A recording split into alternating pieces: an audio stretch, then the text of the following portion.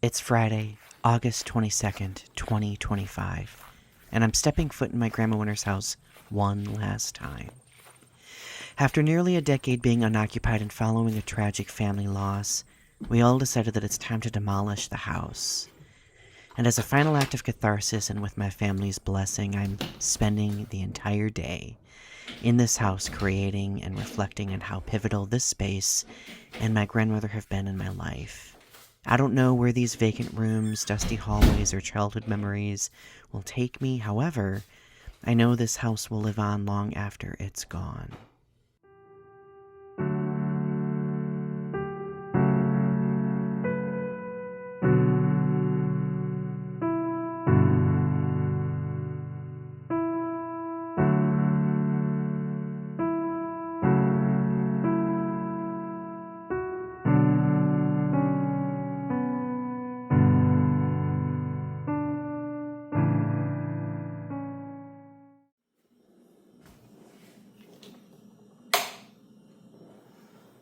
Oh, these chunky light switches.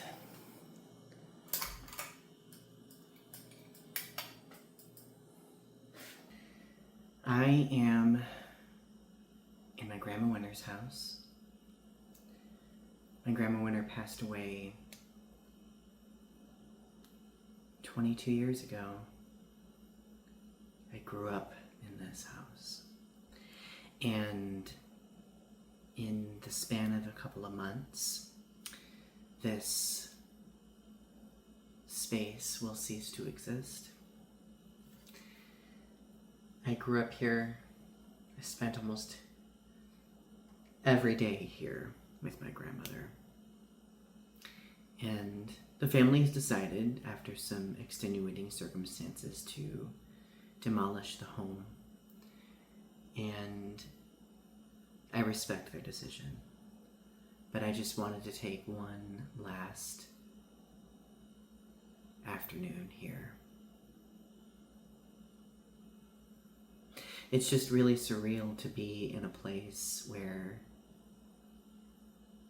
there's so much memory. And in a way, these places, I think, keep those who inhabited them alive in some way, like kind of just like this imprinted memory. And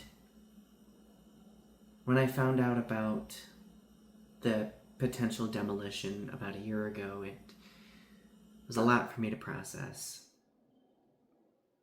It was a lot for me to process because in many ways I kind of associated this house as being like the last remnant of my grandmother that, you know, in some way gave me comfort. And I've had to accept that the last remnants of her are in here, and in here, the video footage that I take here, the poems that I write, the memories of my family. I've already done a lot of crying, a lot of grieving,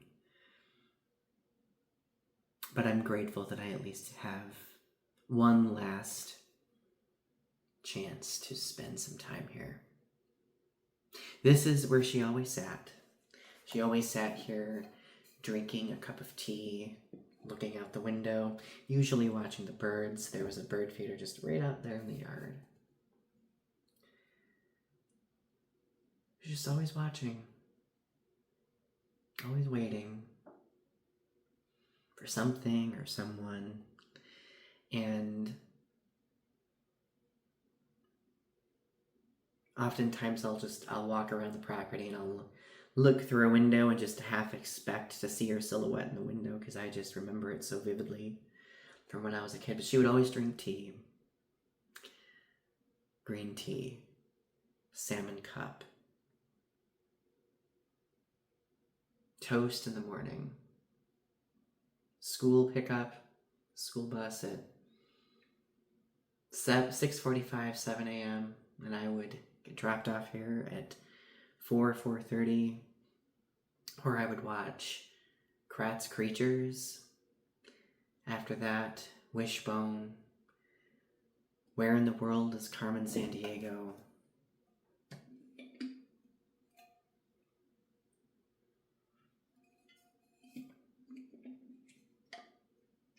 I just think it's important that we celebrate these spaces. We celebrate these spaces because they've been our safe harbor for so long. And no matter what happens, even when the house is gone, my heart will always be here with my Grandma Winter.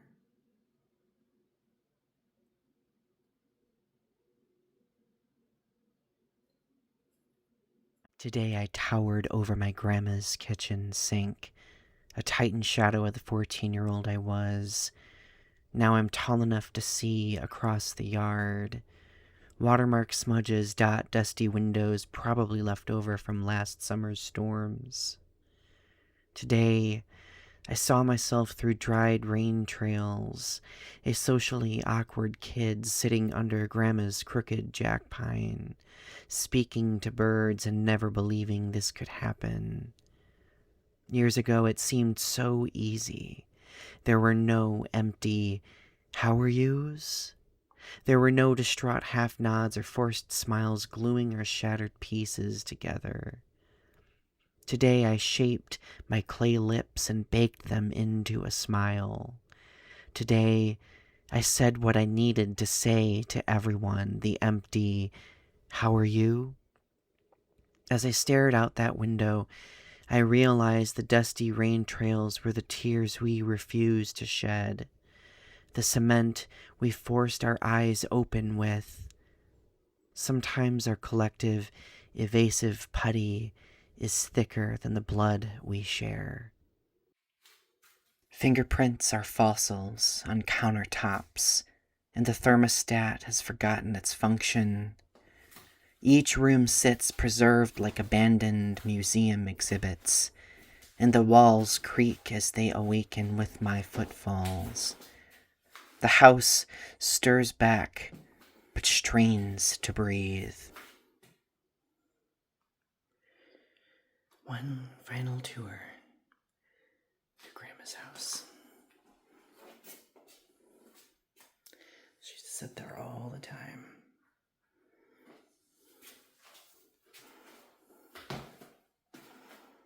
Old rotary phone.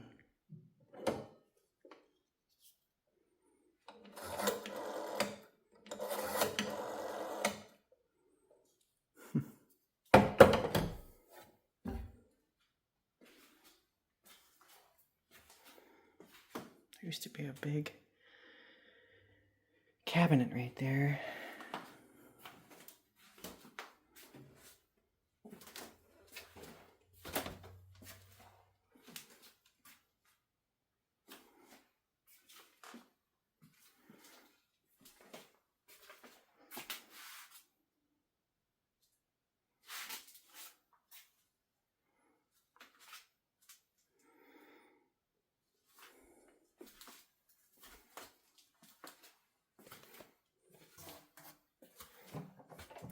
I used to roam these halls playing teacher. I used to put every room was a classroom, and I would put the names of the teachers in front of the doors, like...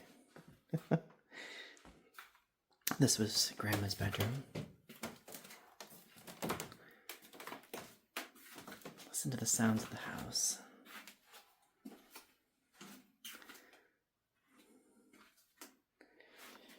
Used to hide in this closet during thunderstorms. Ironic, I know. Don't laugh.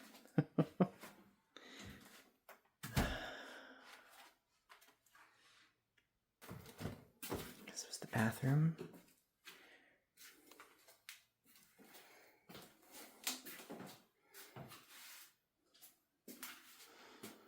These curtains have been here since Grandma was here.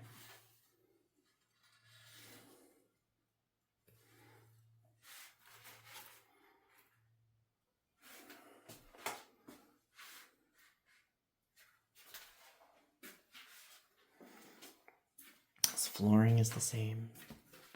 The flooring in here is the same too. It's interesting, the aesthetics that they would pick in the 60s and 70s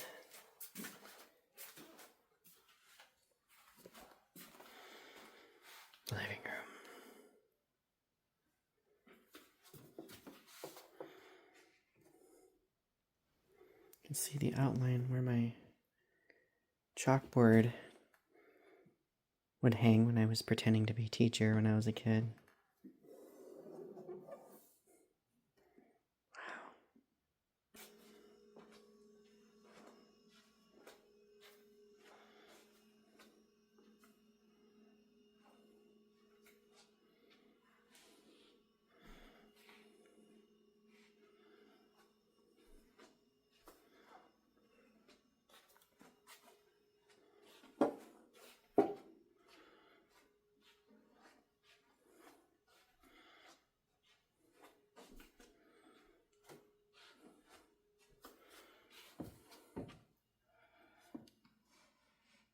The videos where you see me walking up from the pond, that's where it is.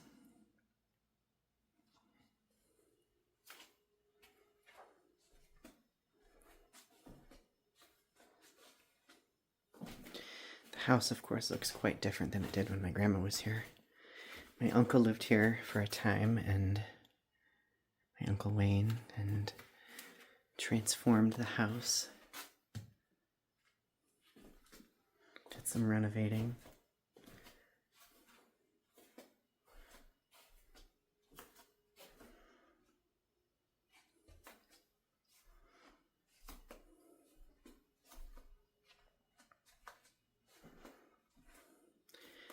I'm gonna miss this place. There's so many memories here.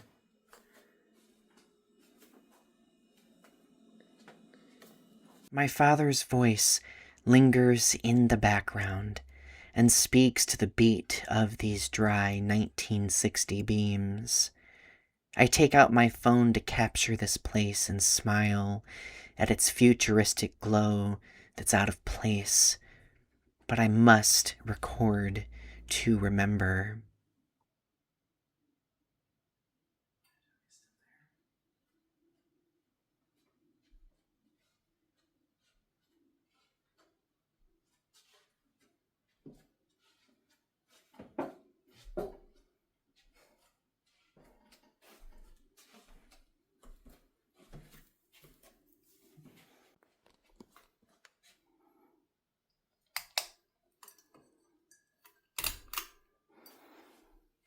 Must be disconnected.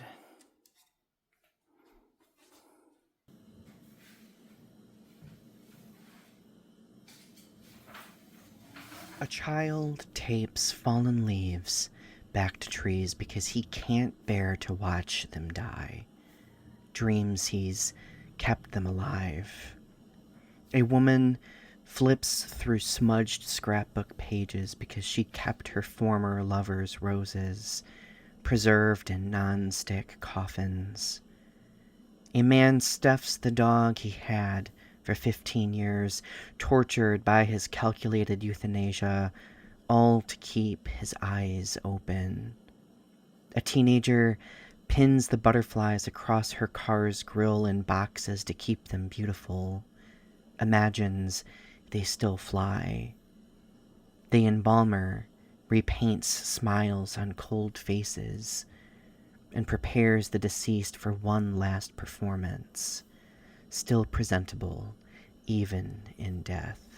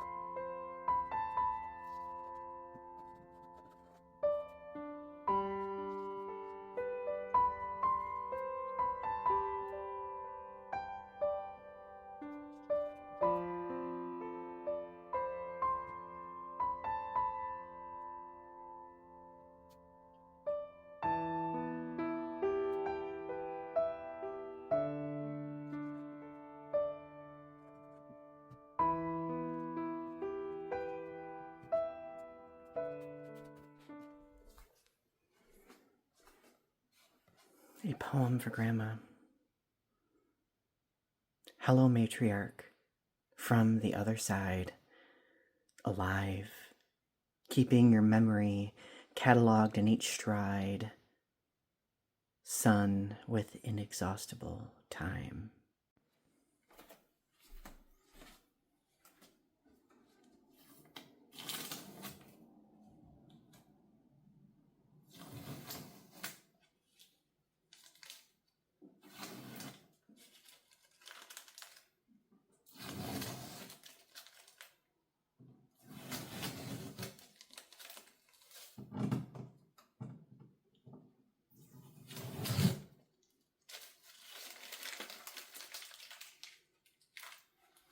Just wanted to share something interesting. My Uncle Wayne, 25-30 years ago, found an old piece of slate from an old schoolhouse just up the road and knew that I wanted to play teacher, so my grandma asked him to do that. So they nailed that piece of slate to this wall, and for years I played teacher for my Godzilla toys. And what's really mind-blowing, I thought that it was gone, but I found it. Found that piece of slate right here. It's so heavy. And I think I might hang it up and give it another go. Why not? I need nails. I have no hammer, and I managed to accidentally cut myself trying to get a nail out of the wall with a screwdriver. Not the most intelligent decision I've made, but here we are. Found a hammer, got some nails, ready to go.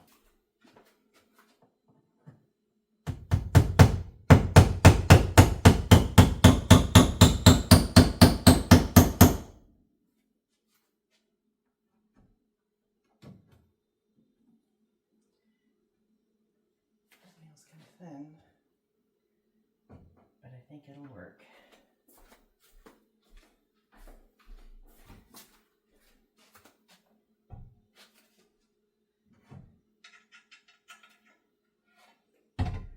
Wow, that's heavy.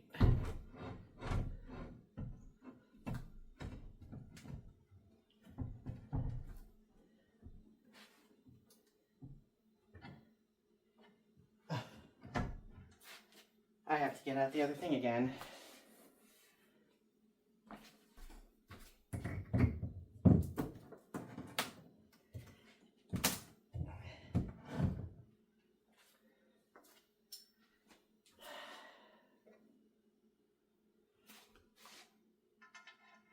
That's better.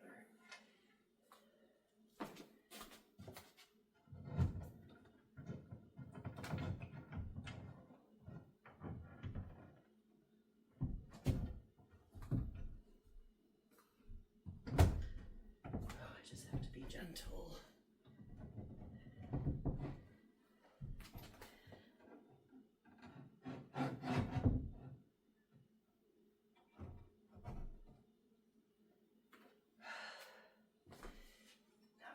Very gentle in this.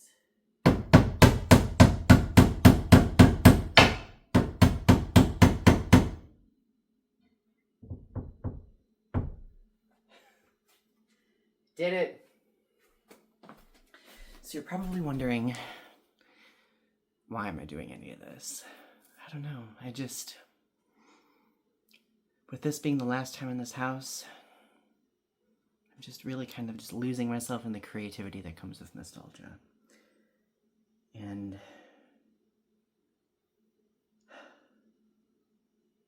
it just is very full circle for me. It's healing for me, because after Grandma died, I didn't really set much step back in this place, and here I am.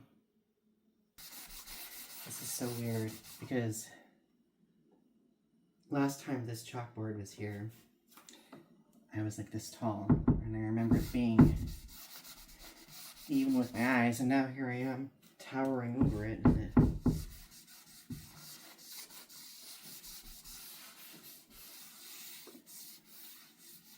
I used to line up my Godzilla toys, play teacher. I would teach my grandma writing. I would put a wig, well, I would put a sweater over my head and pretend that I was a teacher, a lady teacher. My name was Mrs. Green specifically, and here is where I fell in love with teaching.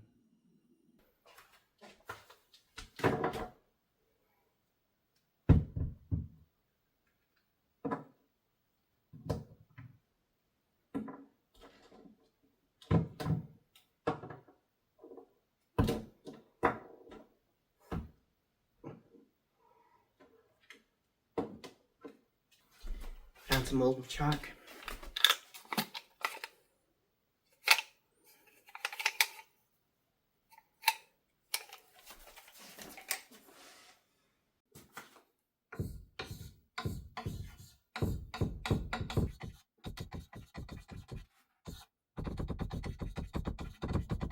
The cedar walls creak as I stroll through this classroom. Living room reborn. Each Godzilla toy lined in form and quiet. Perfect students.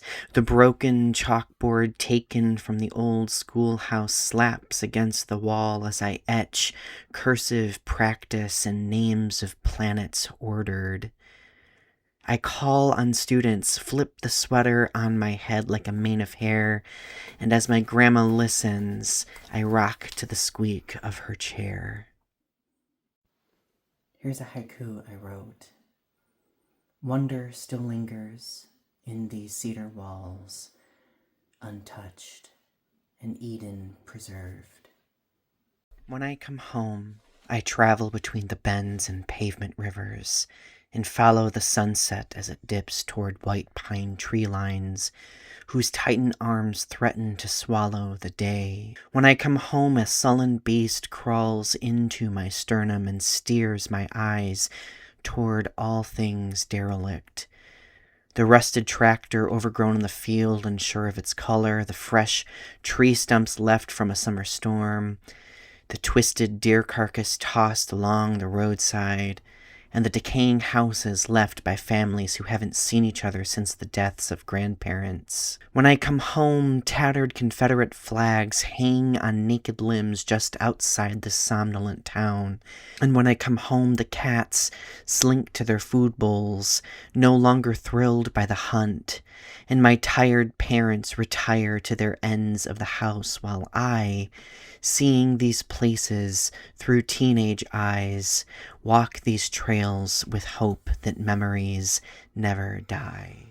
This was always my favorite window, the west window. It overlooks the field, the pond. And when I was a kid, I used to sit here and, stand here and watch thunderstorms roll in from the west. I think this is where I probably fell in love with thunderstorms. I don't know, they're beautiful. I used to be scared of them. I remember I would hide everywhere in this house when they would happen. But then there was just something where my grandma was just like, it's just a thunderstorm. And somehow I got over it, and I started looking at the beauty and the wonder in them. And here's the view. My Aunt Joyce is in the distance. There's the pond. You know, it's interesting, my favorite tree used to be way back there behind these overgrown trees. Obviously I can't see over there anymore because they're too tall, but this is the view. Let in some fresh air.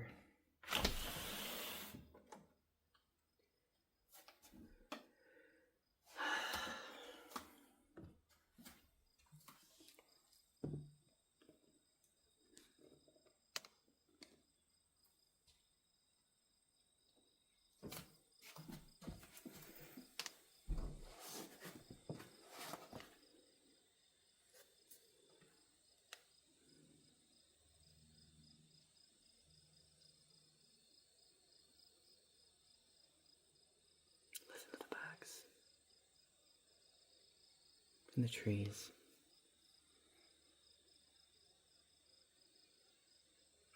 You know, it's interesting. I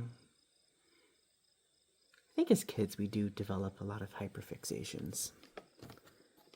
Let me get this situated here. Develop a lot of hyperfixations.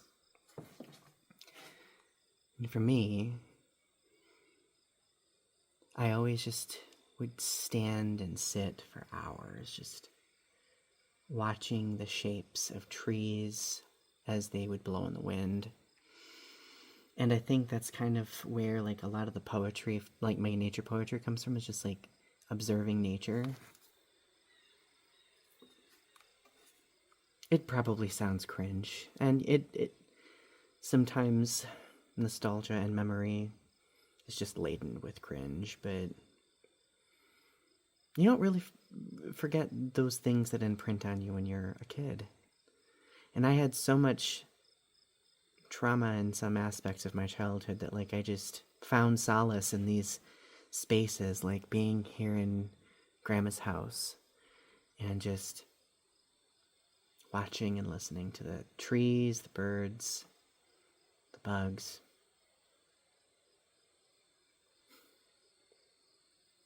I'm gonna miss this place.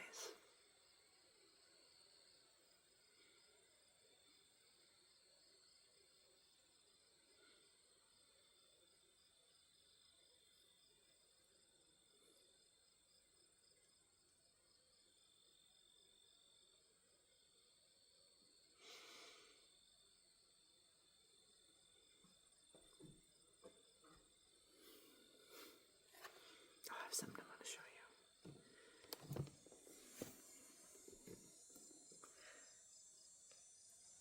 There's one last blossom on the spirea bush. I wonder if these walls recognize me. I've grown up, and all perspectives have changed. Tables have shrunk, and the ceiling fan strings tickle my forehead like willow branches combing across a late summer yard.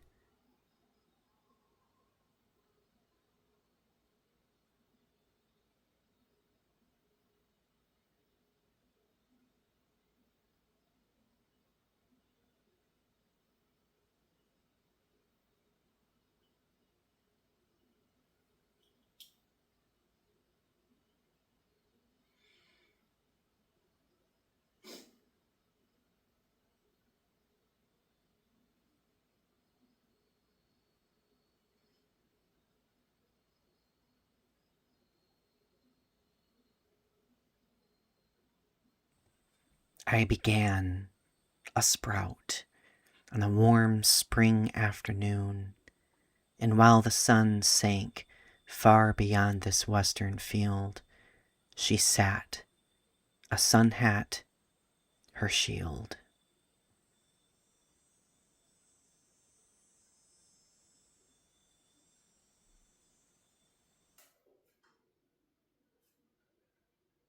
You wave me hello, as your jagged arms still dance against each sunset, weathered by last winter's snow, sagging with unopened cones. Even still I sit, a child sprawled beneath your shade on a fresh mown lawn, unfazed by the sharpened grass or gravel indentations. Sometimes I return to trace faces on the bark, to salvage lost cones, to watch disheveled hands shift against the passage of clouds. When you wave goodbye, as you fade against the west on the road behind, your unkempt silhouette stands like a sentry against time.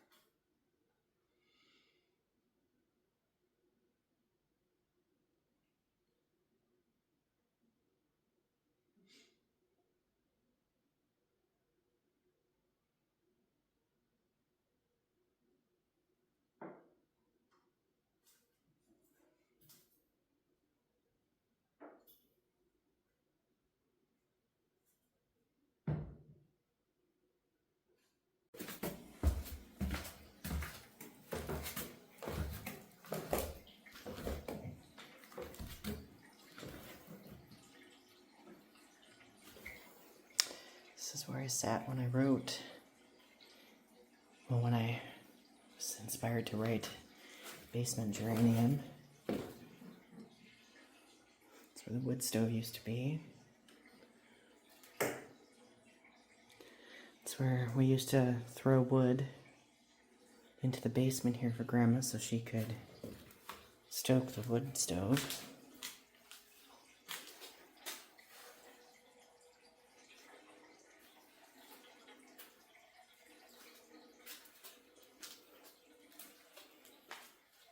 This basement definitely smells like a Michigan basement.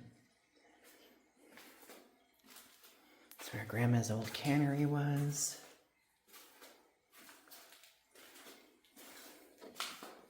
And then this is the root cellar.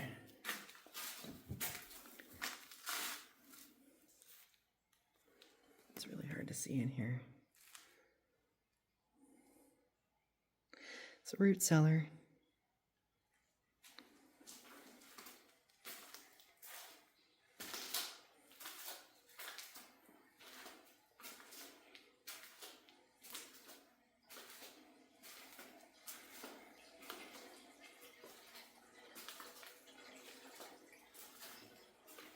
The basement geranium sat as the southwestern sun strained to raise above the woods each bitter winter. Muted beams splintered daylight through dingy basement windows. Lanky spindle stems, draped over, reaching for sun, spilled down the sides of the worn plastic yard swan. As Grandma made lunch, I'd sit on the stairs and watch as blooms would form from nub to stem.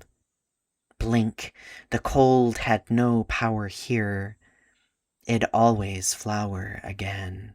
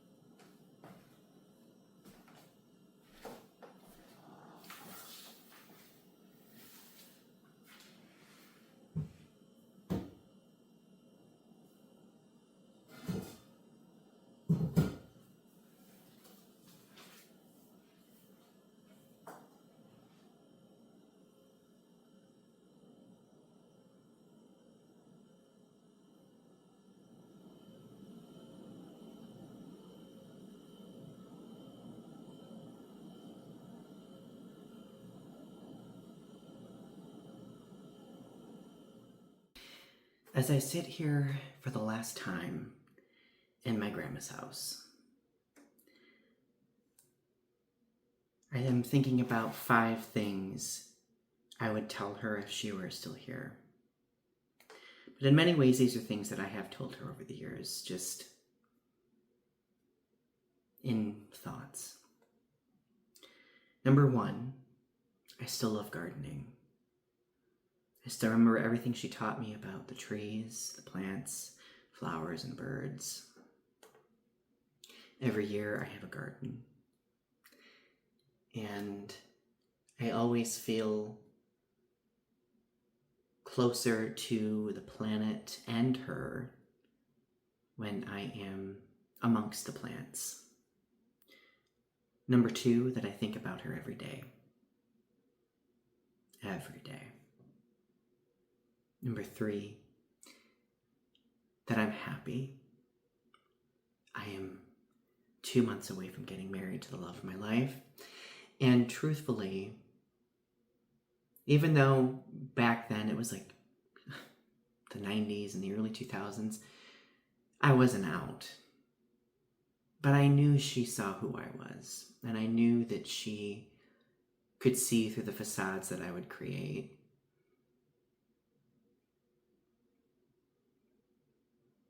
And throughout that,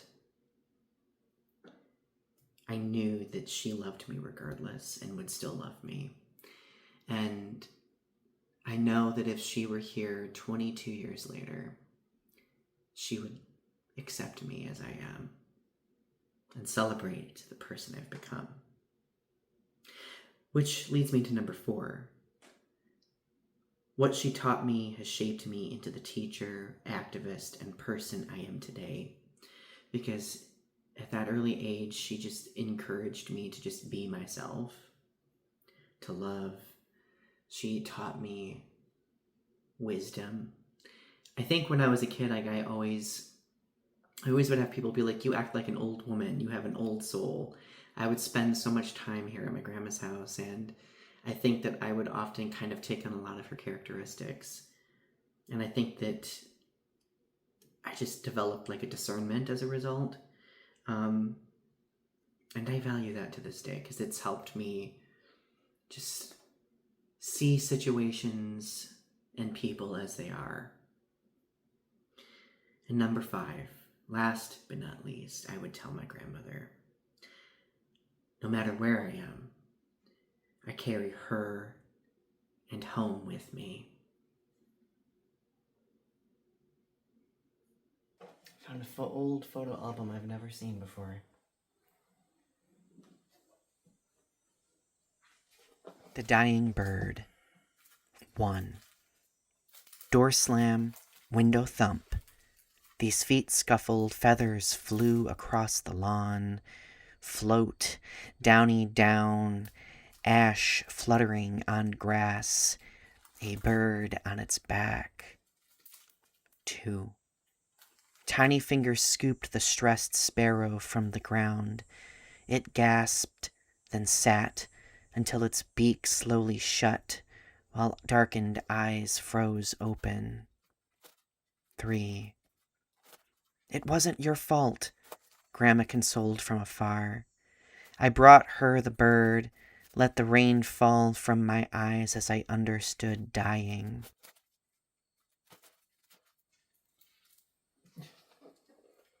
Me as a baby. 4. I shook, she cradled. We swaddled the lifeless husk until together we took it to the garden and buried it by a tree. 5.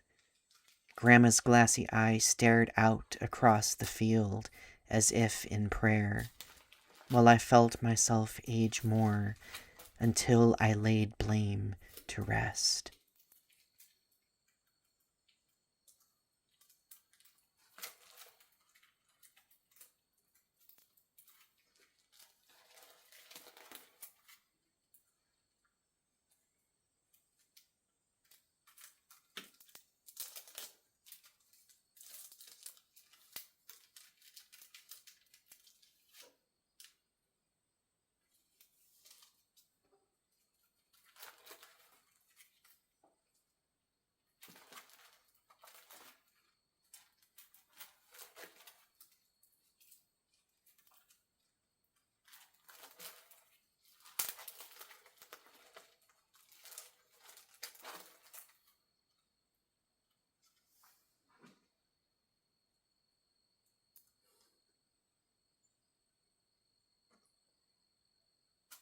Picture of Grandma I didn't even know was here.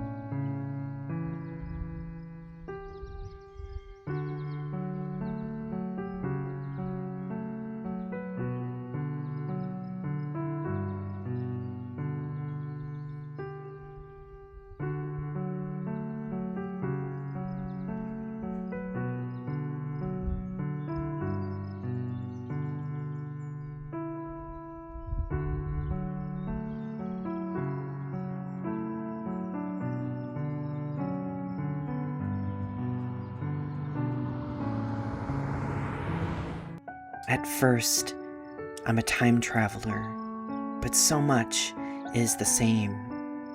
I'm 13 and each window is a matte painting, framing each familiar view. A field rolls toward an amber sunset. The jack pine waves hello in the kitchen, and the woods stretch behind. Yes, Grandma's house is cold now, but underneath, rotted composite, a desperate layer of pastel blue, and a coat of forgotten pink. These cinder blocks still remember.